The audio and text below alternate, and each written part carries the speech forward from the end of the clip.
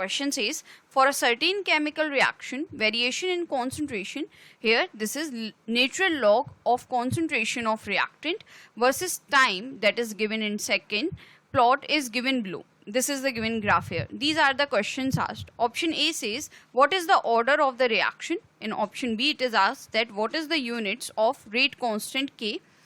Option C says, give the relationship between K and T half, that is half-life period. Option D says, what does the slope of the above line indicate? Option E says, draw the plot of log, these are the concentration, initial concentration of reactant upon the concentration of reactant after time t versus time which is given in second. हमसे यहाँ पे इस question में कहा जा रहा है कि एक सर्टेन केमिकल रिएक्शन के लिए जो वेरिएशन हो रहा होता है कॉन्सेंट्रेशन में, यहाँ पे हमने लिया हुआ है natural log of the concentration of reactant और टाइम जो कि हम रिप्रेजेंट कर रहे हैं टी से, ये है सेकंड में, इसके बीच में हमने यहाँ पे ये ग्राफ लिया हुआ है. हमसे पूछा जा रहा है कि इस रिएक्शन का ऑर्डर क्या होगा, रेट कांस्टेंट की यूनिट क्या होगी, और ये जो रेट कांस्टेंट है के और half life period T half, इसके बीच का रिलेशनशिप हमें बताना है.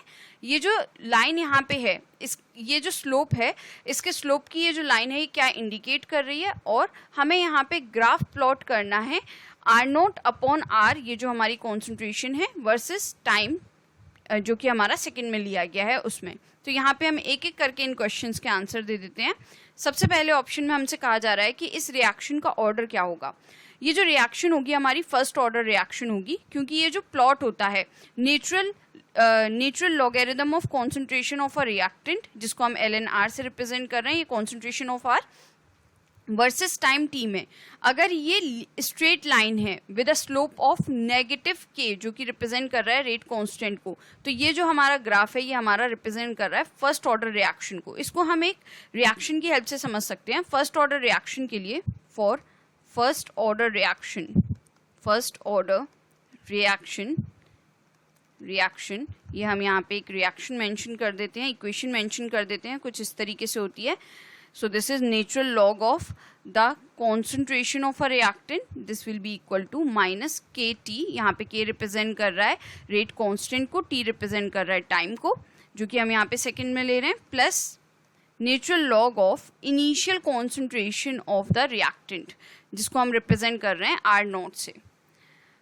तो यहाँ पे अगर आप इस इक्वेशन को कंपेयर करो y equals to mx plus c से, तो यहाँ पे y पे हम ले रहे हैं ये नेचुरल जो लॉग है of the concentration of reactant, ये हमने y पे ही लिया हुआ है, y एक्सिस पे.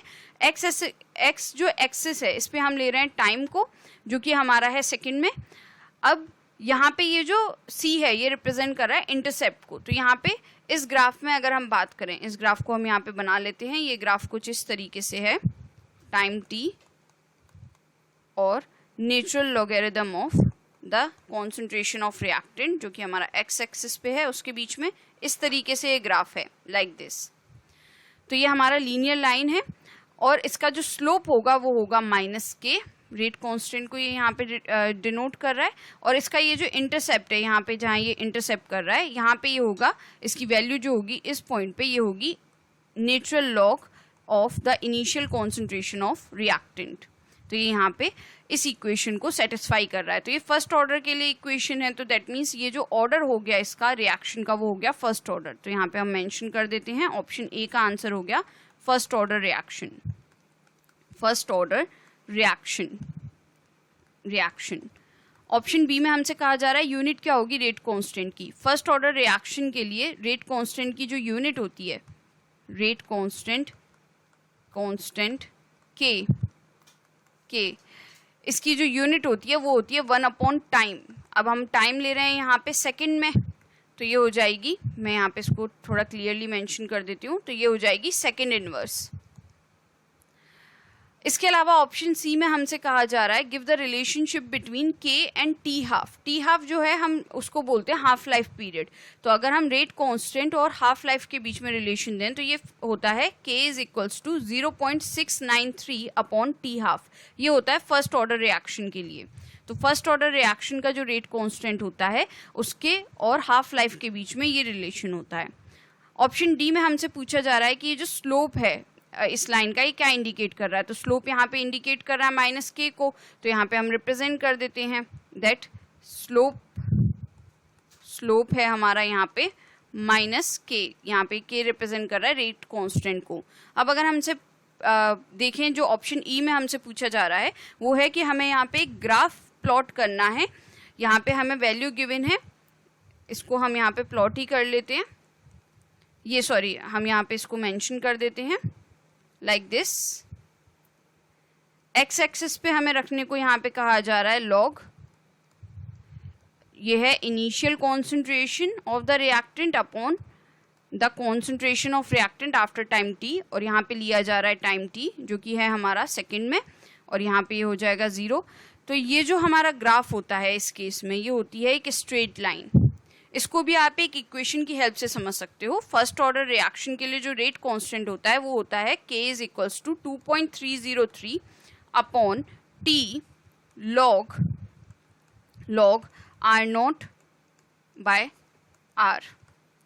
अब अगर हम log R0 बाय R को इस तरफ ले आएं तो ये हो जाएगा log R0 by R, so this will be equal to KT upon 2.303।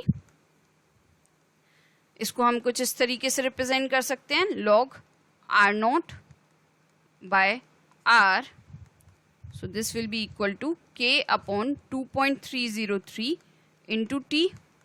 तो अगर हम इसको कंपेयर करें y इक्वल्स टू mx से, तो यहाँ पे y एक्सेस जो है उस पर हम इस वैल्यू को पुट कर रहे हैं, x एक्सेस पे हम इस वैल्यू को पुट कर रहे हैं, और ये जो है ये जो स्लोप होगा इसका ये होगा k बाई 2.303। तो ये जो हमारा ग्राफ प्लॉट होगा इस तरह का प्लॉट होगा और ये लीनियर ग्राफ होगा। So I will just conclude it here now. Thus, I'll just write this here. Thus, the above explanation